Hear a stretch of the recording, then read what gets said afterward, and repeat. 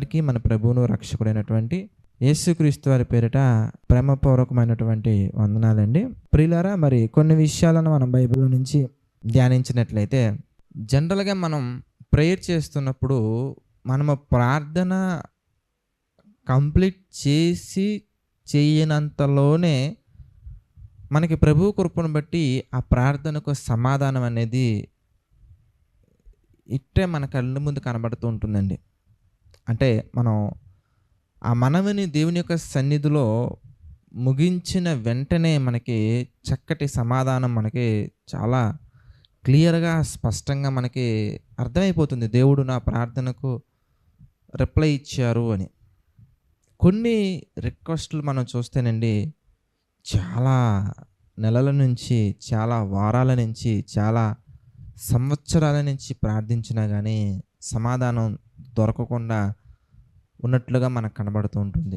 మరి ఏంటి తేడా, ఎక్కడ జరుగుతుంది ప్రాబ్లం అని దాని గురించి కనుక జాగ్రత్తగా ఎనాలిసిస్ చేసుకునే ప్రయత్నం మనం చేద్దాం. ఎందుకంటే మనం చేసే ప్రార్థనలో ఎక్కడ మనం లోపంగా ఉన్నాము, ఒక విషయం అయితే క్లియర్, అది దేవుని సైడ్ నుంచి ఆలస్యమా, దేవుని సైడ్ నుంచి ప్రాబ్లమా అని మనం ఆలోచిస్తే దేవుని యొక్క వాక్యం చక్కగా మనతో సెలవిస్తుంది. సర్వశక్తుడు దేవుడు అన్యాయము చేయవాడు కాదు, ఆయన దుష్కార్యము చేయవాడు కాదు. యోబు గ్రంథం మనం చూద్దామండి. ఆ మాట కూడా మనం ఈ సందర్భంలో ఒకసారి మనం జ్ఞాపకం చేసుకున్నట్లయితే కనుక అది చాలా మనకి తెలుసుకోవాల్సి, ప్రతి ఒక్కరు కూడా అర్థం చేసుకోవాల్సినటువంటి విషయం. యోబు గ్రంథము 34:10 మనం చూస్తే, విజ్ఞానము గల మనుష్యులారా నా మాట ఆలకించుడి. చూసారా చక్కగా ఉందో, విజ్ఞానము గల మనుష్యులారా నా మాట ఆలకించుడి, దేవుడు అన్యాయము చేయుట అసంభవము, సర్వశక్తుడు దుష్కార్యము చేయుట అసంభవము. 11 మనం చూస్తే, నరుల క్రియలకు తగినట్టుగా ఫలము ఆయన వారికి ఇచ్చును, అందరికీ వారి వారి మార్గములను బట్టి వారికి ఫలమిచ్చును, దేవుడు ఏమాత్రమును దుష్కార్యము చేయుడు, సర్వశక్తుడు న్యాయము తప్పడు. చూసారా చక్కగా ఉందో, అంటే దేవుడు న్యాయాన్ని తప్పే ఆ పరిస్థితులు అనేవి రాలేవు. నరుడు వలె ఆయన అబద్ధమాడరు, నరుని వలె ఆయన మోసము చేయరు, నరుని వలె ఆయన అవకాశాన్ని బట్టి మాట్లాడరు. కానీ మనలోనే లోపం ఉంటుంది, అది మనం గుర్తించటానికి, అది మనం అంగీకరించడానికి కూడా మనకు మనసు కొన్ని సందర్భాలలో అంత అంగీకరించదండి, యాక్సెప్ట్ చేయలేము మనం. నేనా అలా ఎందుకు చేస్తాను బ్రదర్, నేనా ఇలా ఎందుకు చేస్తాను బ్రదర్ అంటూ ఉంటాం. ఎందుకంటే ప్రతి క్షణం ప్రతి దాంట్లో కూడా మనమే రైట్, మనమే పర్ఫెక్ట్ అని నిరూపించుకునే ప్రయత్నం మనం చేస్తూ ఉంటాం. అది మన యొక్క తత్వం, అది మన యొక్క ఉద్దేశాలు, మీరు జాగ్రత్తగా ఆలోచించినట్లయితే. కానీ my dear brothers and sisters, మరి దేవుని విషయంలో ఏం జరుగుతుంది, మరి దేవుని విషయంలో వాట్ ఈస్ గోయింగ్ ఆన్ అని మనం కొన్ని విషయాలు, కొన్ని సందర్భాలు మనం ఆలోచించినట్లయితే కనుక, మనం చేస్తున్న ప్రార్థన ఎందుకని సమాధానం రావట్లేదంటే దీనికి చాలా రకాల కారణాలు ఉన్నాయి. అది మనం ఆల్రెడీ ఇంతకుముందు సందర్భాలు నేను మీకు ఎక్స్ప్లెయిన్ చేసి ఉన్నాను. ఒకవేళ క్లారిటీ రావాలంటే కనుక, క్లియర్గా మీరు తెలుసుకోవాలనుకుంటే కనుక యాకోబు పత్రిక 4వ అధ్యాయాన్ని కూడా ఒకసారి మీరు జాగ్రత్తగా ధ్యానించినట్లయితే మీకు కొన్ని కారణాలు అక్కడ కనబడతా ఉంటాయి. వాటి గురించి నేను అనేకమైన సందర్భాలలో అనేకమైన విధాలుగా నేను మీకు అర్థమయ్యే విధంగా ఇంతకుముందు జరిగినటువంటి డైలీ డివోషన్స్లో కానీ, లేదంటే మార్నింగ్ ప్రేయర్స్లో కానీ, లేదంటే ఈవినింగ్ ప్రేయర్స్లో కానీ, లేదంటే స్పెషల్ ఈవెంట్స్ జరుగుతుంటే చూసారా, వాటిని రెగ్యులర్గా ఫాలో అయ్యే వాళ్ళకి వీటి పట్ల ఒక అవగాహన ఉంటుంది. సో వాటి గురించి స్పష్టంగా నేను తెలియజేసి ఉన్నాను. ఈరోజు కూడా మరొక విషయాన్ని మనం ఆలోచించినట్లయితే కనుక అదేంటి అని మీరు చూస్తే, సొలొమోను గారు కూడా ప్రార్థన చేస్తారండి. సొలొమోను గారు కూడా ఆయన మనసులో ఉన్నటువంటి ఒక కోరికను దేవుని ఎదుట, దేవుని సన్నిధిలో ఆయన ఎక్స్ప్రెస్ చేస్తారు. తండ్రి, ఇదిగో ఇది నా పరిస్థితి, ఇది నా పరిస్థితి, ఇది నా పరిస్థితి అని ఆయన ఎక్స్ప్రెస్ చేస్తారు. మనం కూడా ఎక్స్ప్రెస్ చేస్తూ ఉంటాం, ప్రభువా నాకు ఇలా ఉండాలి ప్రభువా, నాకు అలా ఉండాలి ప్రభువా, అది కావాలి ప్రభువా, ఇది కావాలి ప్రభువా, ఇలాంటివి నాకు కావాలి ప్రభువా, ఇలాంటివి నాకు వద్దు ప్రభువా అని మనం కూడా దేవుని దగ్గర మనకున్నటువంటి స్వాతంత్రాన్ని బట్టి, దేవుడి దగ్గర మనకున్నటువంటి స్వేచ్ఛను బట్టి మనం మాట్లాడుతూ ఉంటాం. అయితే ఇక్కడ మీరు గమనించినట్లయితే కనుక ఒక చక్కటి మాట పరిశుద్ధాత్మని యొక్క ప్రేరేపణ వల్ల ఒక మాట రాయటం జరిగింది. అది చూద్దామండి. మొదటి రాజుల గ్రంథము 3వ అధ్యాయము 10వ వచనం మనం చూద్దాం. దేవుని యొక్క వాక్యం మనతో కనబడుతుంది. అక్కడ ఏమనంటే, సొలొమోను చేసిన ఈ మనవి ప్రభువునకు అనుకూలమాయను గనుక. సొలొమోను గారు చేసినటువంటి మనవి, ఇంతకీ ఏం మనవి చేశారు? ఈ అధ్యాయం ప్రారంభం నుంచి మీరు చదివితే మీకు అర్థమవుద్దండి. ఇంతకీ ఆయన చేసినటువంటి మనవి ఎలా ఉందయ్యా అంటే, దేవునికి అనుకూలంగా ఉన్నటువంటి మనవి అది. ఇప్పుడు మనం కూడా ప్రార్థన చేస్తూ ఉంటామండి. కొంతమంది బ్రదర్స్ కానీ సిస్టర్స్ కానీ మనకి ప్రేయర్ రిక్వెస్ట్లు చెప్తూ ఉంటారు. కొన్ని రిక్వెస్ట్లు చూస్తే నాకైతే కనుక చాలా ఇరిటేట్ వస్తూ ఉంటుందండి, కోపం వస్తూ ఉంటుందండి. ఎందుకంటే, బ్రదర్ నేను మా బావ వెళ్ళిపోదాం అనుకుంటున్నాం, ప్రార్థన చేయండి బ్రదర్ అంటూ ఉంటారు. దాని కొరకు ఎలా ప్రార్థన చేస్తారండి? అలాగే ఇంకొంతమంది ప్రార్థన అవసరతలు ఎలా ఉంటాయంటే, బ్రదర్ నేను ఒక మంచి కంపెనీలో జాయిన్ అవ్వాలనుకుంటున్నానండి, ఆ కంపెనీలో కనుక జాబ్ వస్తే నిజంగానండి చాలా చక్కగా ఆఫర్స్ వస్తూ ఉంటాయండి, నేను జాబు నాకు వస్తే చాలా బలపడతానండి. అట్లా కాదండి, మీరు ఆ జాబ్ వస్తే బలపడతారు, ఆత్మీయంగా బలపడతారా? ఫైనాన్షియల్గా బలాన్ని తెచ్చుకుంటారు, రైట్, ఫైన్, బాగానే ఉంది. ఆత్మీయంగా బలపడగలరా? బలపడతాను బ్రదర్. ఎలా చెప్తున్నారండి సిస్టర్ అండ్ బ్రదర్? మీరు ఆ కంపెనీ టర్మ్స్ అండ్ కండిషన్స్ ప్రకారంగా you have to go Sunday also, to go Sunday, ఆదివారం కూడా తప్పనిసరిగా మీరు వెళ్ళాలి కదా, మరి ఎలా? ఏముందిలేండి, ప్రేయర్ అంతా అయిపోయిన తర్వాత సాయంత్రం లైవ్ చూస్తానులేండి. చూసారా, అంత అవసరత మనకి ఏమొచ్చిందండి? జనరల్గా లైవ్ అనే సెషన్ దేనికి అరేంజ్ చేస్తారు? యూట్యూబ్లో లైవ్ అనేది దేనికి పెడతారండి?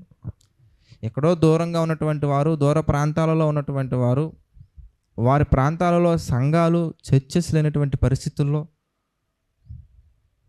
వాళ్ళు కూడా ఆత్మీయంగా బలపడటానికి చుట్టుపక్కల ఎవరు లేనటువంటి అలాంటి పరిస్థితుల్లో ఉన్నటువంటి వారికి, లేదా ఆ ప్రాంతాలలో స్వచ్ఛమైన వాక్యము లేక శరీర సంబంధమైన బోధ మాత్రమే అక్కడ ఉన్నప్పుడు అటువంటి వారు బలపడటానికి లైవ్ పెడతారు. కానీ నువ్వు ఇక్కడే ఉన్నావు, ఇక్కడ దగ్గరలోనే ఉన్నావు, మహా అయితే ఒక 1 అవర్ జర్నీ లేదా ఒక 2 అవర్స్ జర్నీ, ఇంకా 3 అవర్స్ జర్నీ, 3 అవర్స్ జర్నీ చేసి నువ్వు దేవుణ్ణి ఆరాధించడానికి నువ్వు అన్ని కారణాలు చెప్తున్నావంటే, పైగా లైవ్ చూస్తానులే బ్రదర్ అని దర్జాగా ధైర్యంగా చెప్తున్నావంటే సచ్ ఎ ప్యాథటిక్ సిచ్యువేషన్ అండి.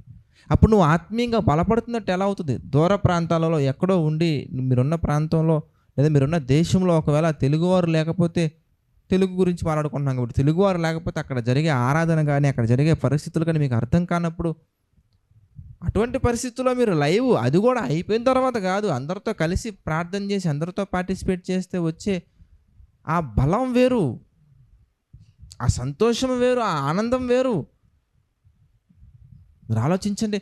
అంటే మన మనసు ఎలా మార్చుకుంటున్నామంటే, మనకి అనుకూలంగా ఈ జాబ్ వస్తే నాకు అనుకూలంగా ఉంటుంది, నా కుటుంబానికి అనుకూలంగా ఉంటుంది, మా ఫ్యామిలీకి అనుకూలంగా ఉంటుంది. ఈ జాబ్ వస్తే మా డాడీ చాలా హ్యాపీగా ఫీల్ అవుతారండి, బ్రదర్ నాకు జాబ్ రావాలని ప్రార్థన చేయండి బ్రదర్. జాబ్ వస్తే మీ డాడీ హ్యాపీగా ఫీల్ అవుతారని ఆలోచిస్తున్నావు అంటే, అది మీ డాడీకి అనుకూలమైనది, మీ మమ్మీకి అనుకూలమైనది, మీ ఫ్రెండ్కి అనుకూలమైనది, మీకు అనుకూలమైనది, మీ యొక్క ఆలోచనకు అనుకూలమైనది, మీ స్థాయికి అనుకూలమైనది అనుకుంటున్నారు. కరెక్టే, కానీ మనం చేసే ప్రార్థన అనేది దేవునికి అనుకూలంగా ఉందా లేదా అనేది కూడా మనం ఆలోచించాలండి. అసలు అదే ఆలోచించాలండి. దేవునికి అనుకూలంగా ఉందా లేదా మనం చేస్తున్న ఒక ప్రార్థన, మనం దేవుని సన్నిధిలో మనం పెడుతున్నామంటే, ఒక రిక్వెస్ట్ దేవుని సన్నిధిలో పెడుతున్నామంటే, అది దేవుని దృష్టికి అనుకూలమైనదా లేదా, దేవుని చిత్తమైనదా కాదా? ఈ మధ్యకాలంలో ఒకటే చాలా చక్కగా నేర్చుకున్నారండి. వీళ్ళకి కావలసినటువంటివన్నీ కోరికలన్నీ చెప్పేసి చివరిలో ఒక ట్యాగ్ లైన్ యాడ్ చేస్తున్నారు, ప్రభు ఇవన్నీ మీ చిత్తవతి చేయని ప్రభు. ఆ మాట వచ్చి రానట్టుగా, మనస్ఫూర్తిగా రానట్టుగా ఉంటుందండి.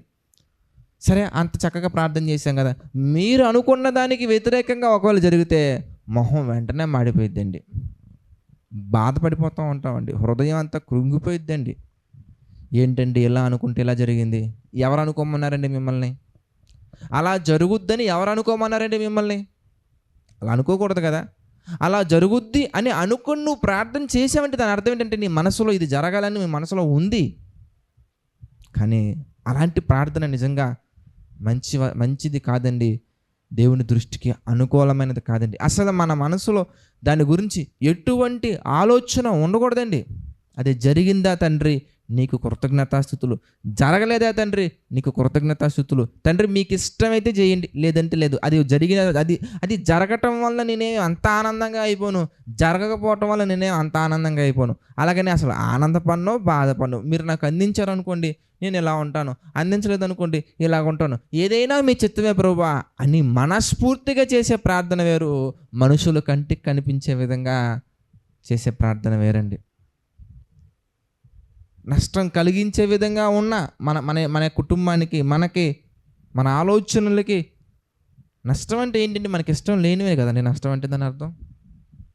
కనుక అలా ఉండకూడదండి. చూడండి, సొలొమోను చేసిన ఈ మనవి దేవునికి అనుకూలమాయెను. ఈరోజు నీవు చేస్తున్నటువంటి ప్రార్థన, నేను చేస్తున్నటువంటి ప్రార్థన దేవుని దృష్టికి అనుకూలంగా ఉందా లేదా అనేది చాలా ప్రాముఖ్యమైనటువంటి విషయం అండి. ఆయన దృష్టికి అనుకూలంగా ఉందా లేదా? అనుకూలంగా ఉన్న ప్రార్థన మనం చేస్తే రిప్లై చూడండి ఎలా ఉందో మీరు చూస్తేనండి. మొదటి రాజుల గ్రంథము 3వ అధ్యాయం మనం చూస్తే 10వ వచనం మనం చూద్దామండి. సొలొమోను చేసిన ఈ మనవి ప్రభువునకు అనుకూలమాయెను గనుక దేవుడు అతనికి ఈలాగు సెలవిచ్చెను. చూసారా చక్కగా ఉందో? వెంటనే రిప్లై వచ్చిందండి. రిప్లై వెంటనే ఇమ్మీడియట్గా వచ్చింది. కనుక మనం చేసే మనవి, మనం చేసే ప్రార్థన దేవుని దృష్టికి అనుకూలంగా ఉండాలి. మరి అనుకూలమైన ప్రార్థన ఎలా చేయాలి? అనుకూలంగా చేయడం అంటే ఏంటి? అనుకూలంగా ప్రార్థించడం అంటే ఏంటి? ఈ విషయాలన్నీ కూడా ప్రభు చిత్తమైతే రేపటి దినాన మనం చూద్దాం. దయచేసి ప్రతి ఒక్కరు కూడా తలలో వంచి ప్రార్థనలో ఏకీభవించండి. ప్రార్థన. సకల ఆశీర్వాదములకు కారణభూతుడైన తండ్రి, పరిశుద్ధుర, మహోన్నతుడ ప్రభు, మీ చిత్త ప్రకారంగా బలపడినట్లుగా, ఆశీర్వదించబడినట్లుగా, దీవించబడినట్లుగా సహాయం చేయండి తండ్రి. మీ కృపలో నింపండి ప్రభు. మీ కృపలో బలాన్ని మీ చిత్త ప్రకారం మాకు దయచేయండి తండ్రి. ప్రభు, ఆర్థిక, ఆరోగ్య, మానసిక సమస్యలలో కృంగిన ప్రతి ఒక్కరిని బట్టి ప్రార్థిస్తున్నాను తండ్రి. ప్రతి ఒక్కరిని మీరు జ్ఞాపకం చేసుకోండి. ప్రతి ఒక్కరికి మీ కృప తోడుగా ఉంచి నడిపించండి, సహాయం చేయండి. మీ ప్రేమలో దీవించండి, ఆశీర్వదించండి తండ్రి. తండ్రి ప్రభు, ఎవరెవరైతే మానసికంగానూ ఆర్థికంగానూ మా తండ్రి బాగా కృంగిపోయి ఉన్నారో తండ్రి, వారందరినీ మీరు జ్ఞాపకం చేసుకుని తండ్రి, మంచి జ్ఞానాన్ని, మంచి శక్తిని దయచేయండి ప్రభువా. ఆర్థికంగా కూడా మా తండ్రి ఎవరెవరైతే తండ్రి కుప్పకూలి ఉన్నారో తండ్రి, ఆరోగ్యంగా మా తండ్రి ఎవరైతే కుప్పకూలి ఉన్నారో తండ్రి, ప్రతి ఒక్కరిని మీరు దీవించండి, ఆశీర్వదించండి తండ్రి. దేవా, ఈరోజు అంతట్లో కూడా మా తండ్రి మీ కృప మాకు తోడుగా ఉంచి నడిపించమని, సహాయం చేయమని తండ్రి. ఎటువంటి అపవాది ఆటంకాలు కలగకుండా మా యొక్క ఆత్మీయ జీవితం తండ్రి మీ యొక్క ఆలోచన ప్రకారంగా చక్కగా సజావుగా ముందుకు సాగినట్లుగా మాకు సహాయం చేయండి తండ్రి. మా ప్రయాణాల్లో తోడుగా ఉండండి, మా యొక్క ఆలోచన తోడుగా ఉండండి, సహాయం చేయండి, నడిపించండి. దేవా, ప్రతి ఒక్కటి మీ చిత్త ప్రకారానికి జరిగించమని, ఈ పరిచర్యకు ప్రభువా సహకారంగా నిలబడుతున్న ప్రతి ఒక్కరిని కూడా మా తండ్రి మీరు దీవించమని, ఆశీర్వదించమని తండ్రి. సమస్త మహిమ, ఘనత, ప్రభావాలు మీకే చెల్లించుకుంటూ మా ప్రభువును రక్షకుడైన యేసుక్రీస్తు వారి పేరిట ఈ ప్రార్థనను అడిగి వేడుకొనుచున్నాము తండ్రి. ఆమెన్. అందరికీ వందనాలండి. God bless you all.